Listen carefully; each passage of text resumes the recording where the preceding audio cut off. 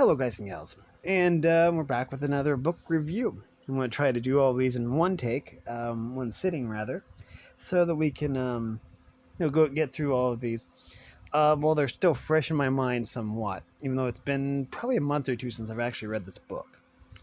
But we're going to hit the finer points, but no spoilers as always. As seen on the cover, this book, minus the prologue and the epilogue, is all from Cricket's perspective. Cricket being the hive wing, and one of the only hive wings that Queen Wasp can't control with her weird mind-bending powers. And that is explored in this book, really.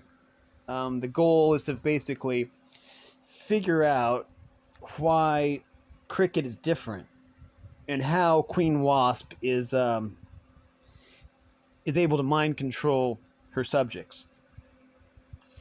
And again, they're on a time limit. This time, it isn't because Blue's metamorphosis. It's because the Leaf Wings, who are still alive, are going to actually burn down an entire hive unless the answers are discovered. So there's always a time constraint.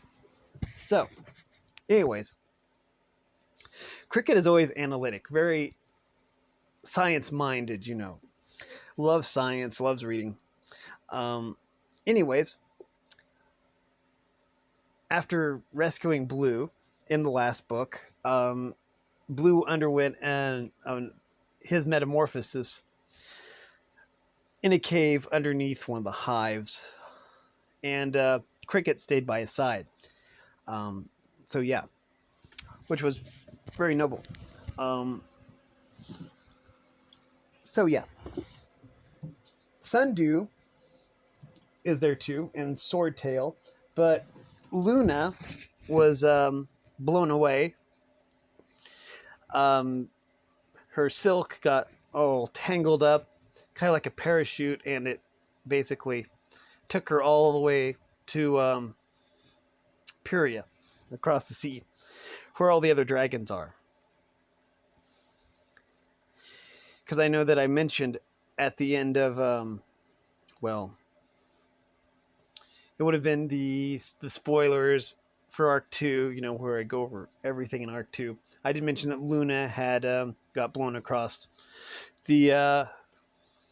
landed on the beach from across the sea, from the Lost Continent. But anyways, so all this is from Cricket's perspective, from Cricket's point of view. So yeah, Swordtail, Sundew, and Cricket have to figure out how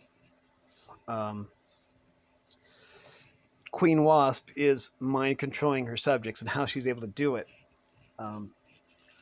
Anyways, most of this book takes place in Jewel Hive. I think the first one took place mostly in Cicada Hive, and because that is the hive where Cricket was, and where Blue and Io, Swordtail, that's where they all live, and Blue's two mothers.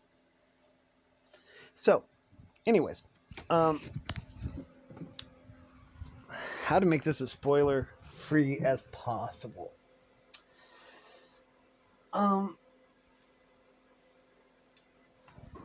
They make a trip to Jewel Hive because it has one of the nicer rulers.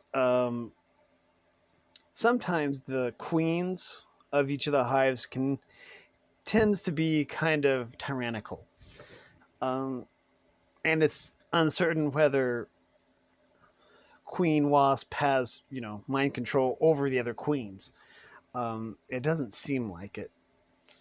At least not Lady Scarab or Lady Jewel, I don't believe. But it's hard to tell. Nobody really knows. But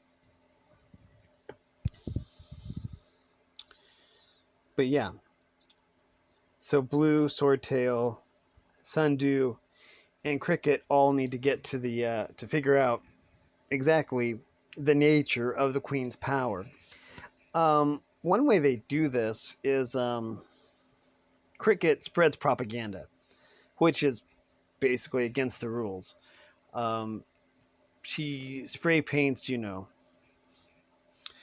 all these all this propaganda around, and spreads flyers and stuff like that.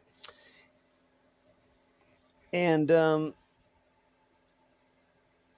it really is a big, deep, dark secret. Um,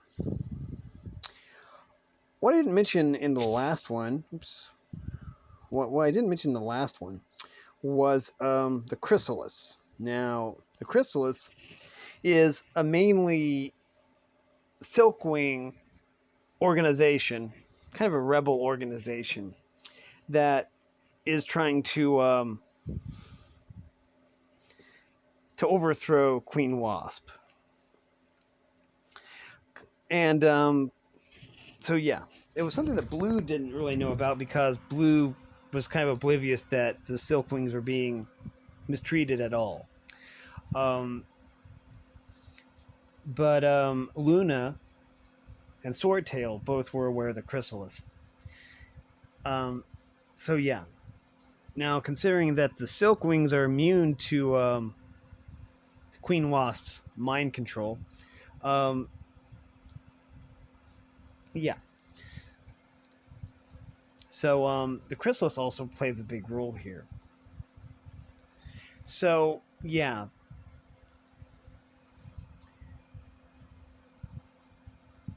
With the help of the Book of Clearsight, which turns out to not exactly be exactly what a lot of people thought it would be, there was a lot of deception going on. It wasn't. Queen Wasp had said that the Book of Clearsight had like a list of the lineage of queens, or hive wings that were going to be queens or supposed to be queens. But whether it does or not, I don't know. That is a good question. But there's some deception somewhere. So, yeah. Anyways, wow.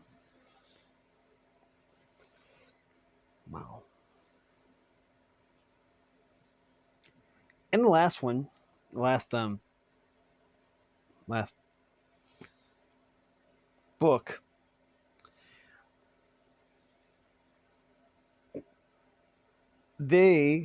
Cricket met the scavengers for the first time. What we call what the other dragons call scavengers, what we know of as humans, she calls reading monkeys because the one that she saw was reading a book, and that kind of boggled her mind because she didn't think that scavengers were like smart enough to actually read.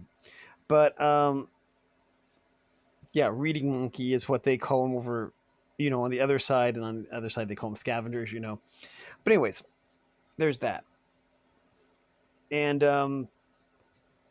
so yeah, as always, the scavengers always usually play a role to a certain extent, or they did in the other two arcs.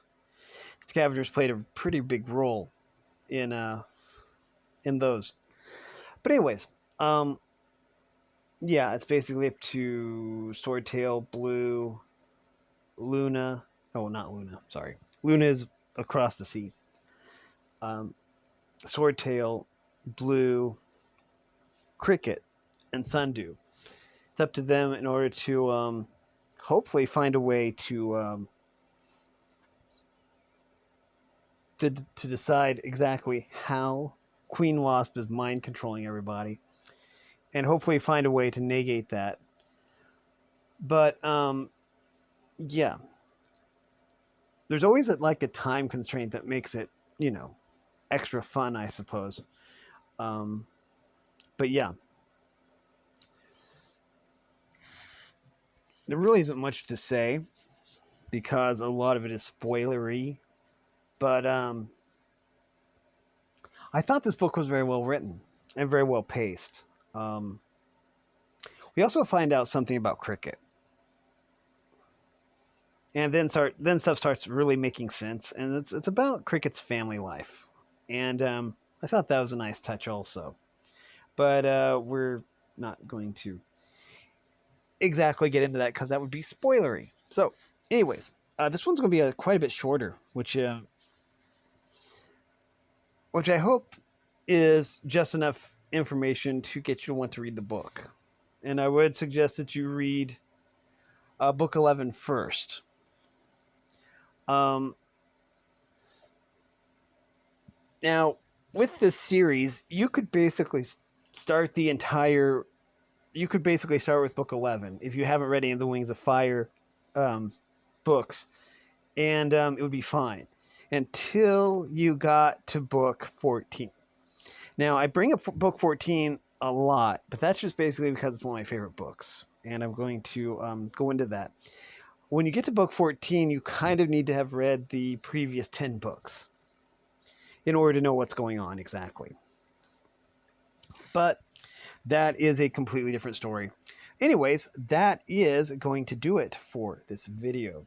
Again, if you are curious as to what exactly happens in all these books, then there will be, the complete third arc with the spoilers where I'll go over everything that I can remember anyways. I'm sure I'm going to miss stuff, but that's that. Anyways, that is going to do it for this video. If you like this content, make sure to like and subscribe, ring the bell so you know when I upload. Also, if you want to support me in any way, or if you want to join the Discord server, all the information will be in the description below. And as always, thanks for watching, everyone. You are loved, and have a great day.